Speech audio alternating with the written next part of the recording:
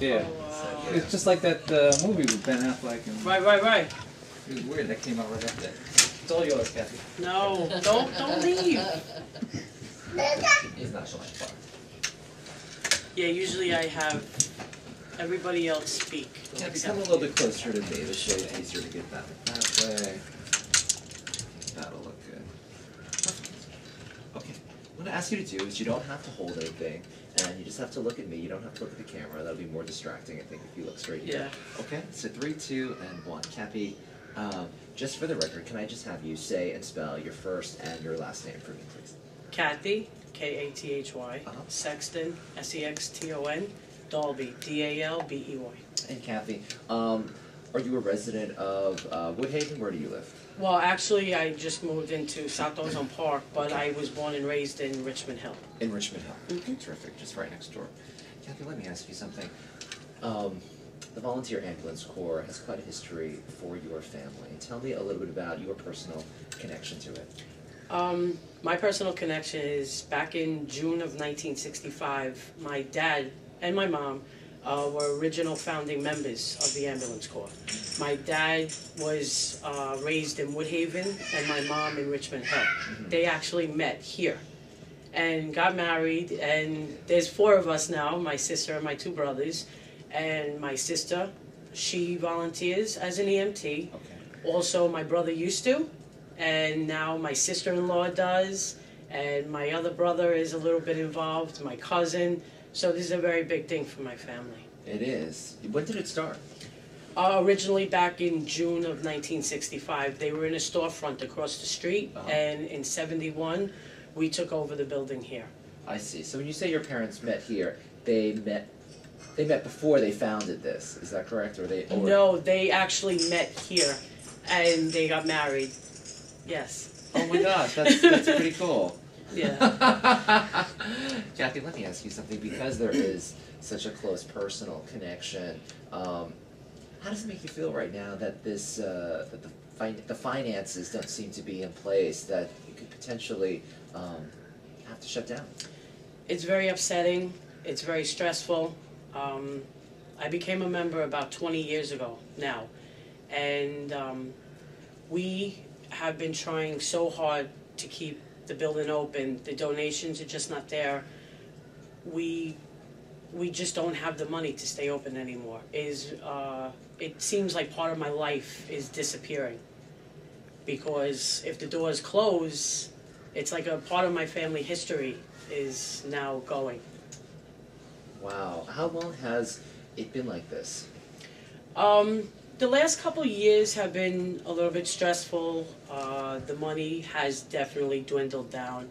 The donations now are up to almost nothing coming in compared to what we used to get. When it comes to operating costs, what would it take in order to keep you guys going? Well, we do depend on the donations. We depend on getting grants from the city and state.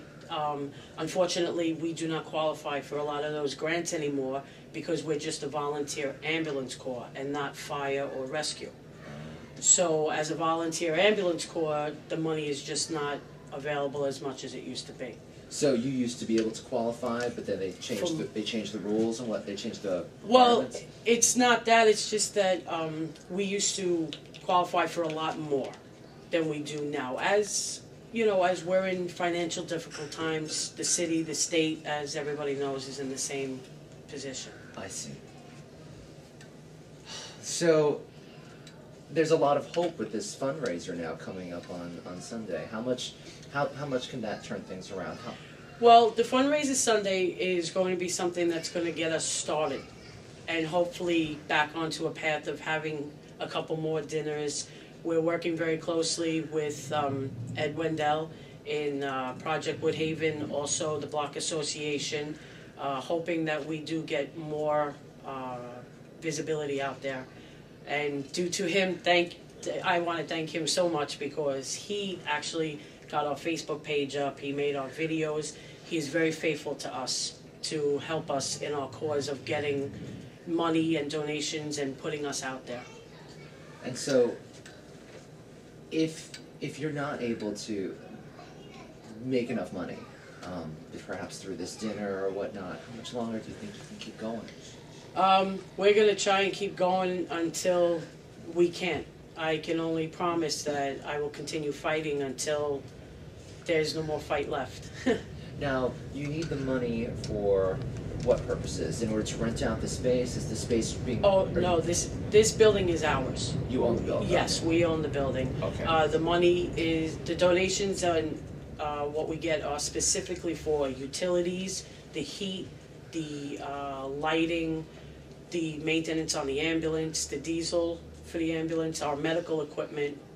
All of that is an overwhelming expense. And at this point, has it been, since you don't have a lot of donations, is the family footing the bill at this point? A lot of our members are taking on expenses to keep the place open. But it's getting to the point where it's getting difficult to be able to keep that up. Yeah, it really is. The dinner is being donated by myself and a lot of the members that are cooking and working and just trying to get, every available fund that comes in is strictly going right to the bills. And what has the response been like so far for this dinner? The response for the dinner has been actually overwhelming. It has been on Facebook, it has been advertised on web pages, it's been advertised in a local newspaper from what I understand, plus word of mouth. Yeah. So you're expecting a nice crowd, I guess. Yes, we're hoping to get between 100 and 125 people. And so the very next fundraiser could be, we're saying Valentine's Day, or what, that's what he was saying, I don't know. What would be next now that you've started this whole fundraising drive? Well, right now we're hoping that maybe we could get another dinner going in February, as well as if the Block Association, the Woodhaven Block Association, or Project Woodhaven has anything that they need to have the back room for, that we could start working more closely together.